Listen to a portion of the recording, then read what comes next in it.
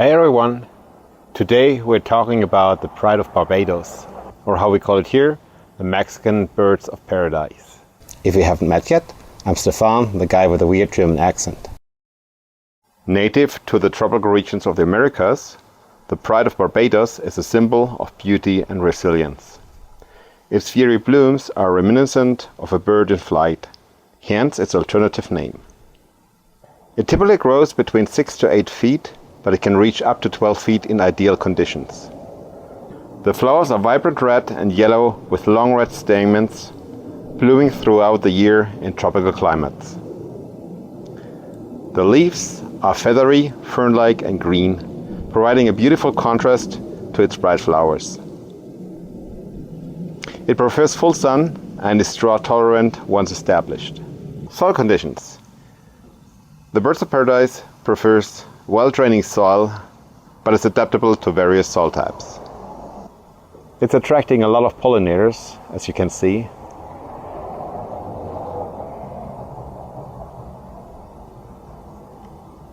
At the moment it's mainly bees. Later in the season it will be covered with butterflies.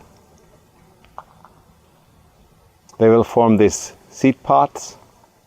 The seeds are toxic. Water requirements. Once established, you don't really have to care too much about them. This one here just gets the rainwater that comes here from our roof, and that's it. This baby here, we never watered. It's taking care of itself. The Mexican birds of paradise can be grown in zones 8B up.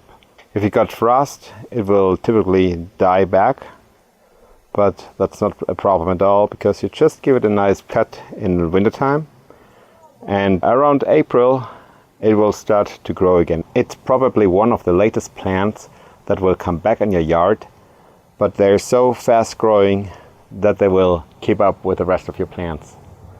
The Pride of Barbados holds a special place in the heart of Barbadians. It's not just the national flower, but also a symbol of their spirit and pride. Its image even graces the country's coat of arms.